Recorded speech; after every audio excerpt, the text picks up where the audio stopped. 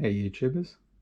Okay, so today we're going to be modifying these Logitech H800s and we're going to be adding this.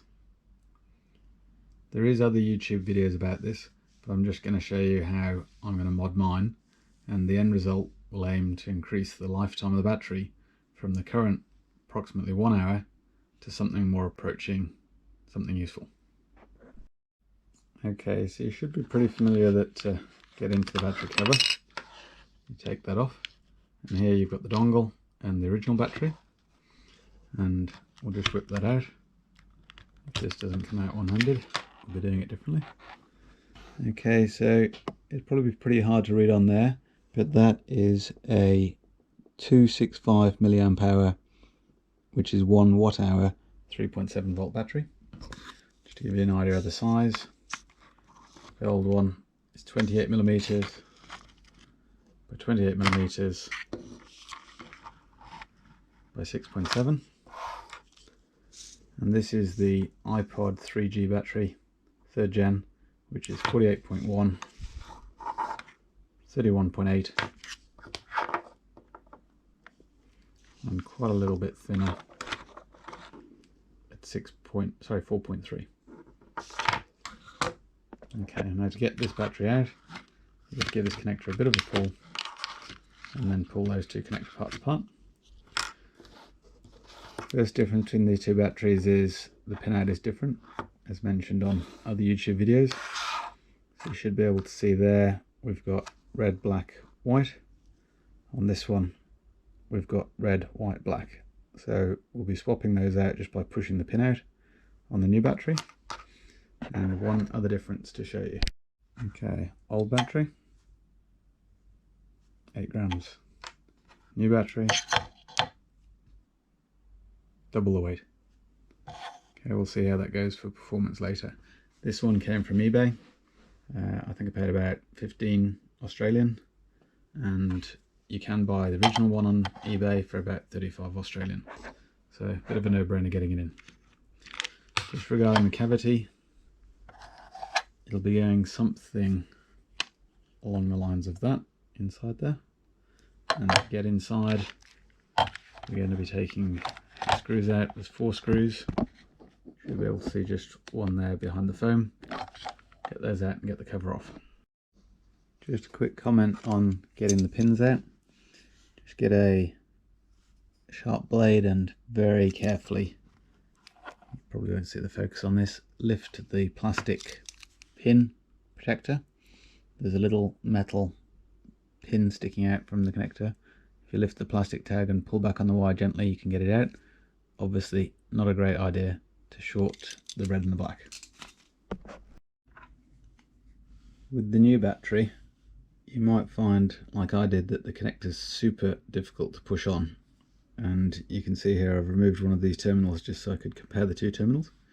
When I did push it on, the black wire actually backed out of the headphone side connector. So I've just pushed that in with a screwdriver, and the reason I was doing all of that was before we start cutting, just to see how we were going to go for charging. So you can see I've plugged it into the USB power, and we've got the normal behavior of the orange light just glowing slightly and then blinking out. It does look a bit dubious there. I'm not sure if you can see that it does seem like it's not glowing out all the way. So I'll just leave that charging for a few hours and see if we get expected behavior from the battery before we go cutting the housing up. Okay, next step was to give it a bit of a dry run. So I plugged in the new battery on the side there and given it the charge, and been using it all day today, and as you can see, working fine. Green light flashing as normal, and when plugged in, orange light flashing on and off. So it's time to... Okay, just some quick notes there of how that pulls apart. The 4 screws will come out of the bottom.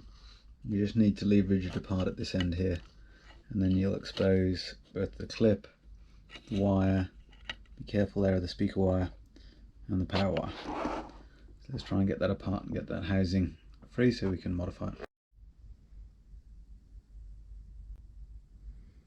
Okay, this is the end result that I've gone for. So the battery box has gone completely. I decided to mount the battery underneath this top cover. This top cover comes off with those 3 screws. You can see there on the boss. So it'll just go back on like that. We'll see what that looks like in a minute. Put that out the way. And the battery itself, I'm going to go face down like that. You do have to be careful to make sure there's enough room here and here so that this rib can actually shut in there and get around that corner. So it's a bit of fiddly, takes a little bit of while, but you'll see. Starts to look a bit like that. One thing I did do was just chamfer that screw head just to get that to sit a bit lower in the housing because it was sticking up, holding the battery up. Okay, so this is one of the trickier bits, is just getting the cables back in.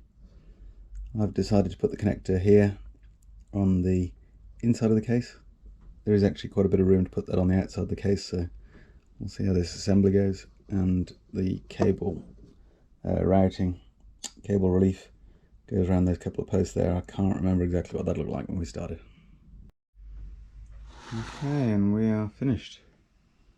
All back together, turning on and working fine. And in the housing there was enough room to get the, if I can do this one handed.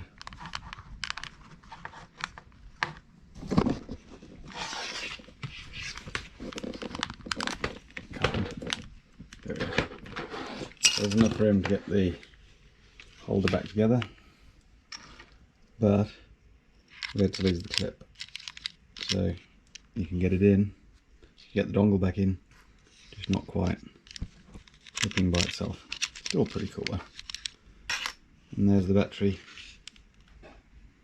sitting in there. This one I think is 850 milliamp hour. The old one 275. Quite a difference, and we'll see how we go for runtime. Thanks for watching, and don't forget to subscribe.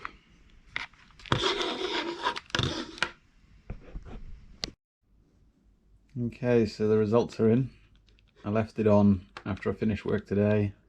I'd say today I used it for 3 hours and then left it on for another 4 or 5 hours. So we're up to 8 hours and green light's still on. I'd call that a result. Thanks for watching.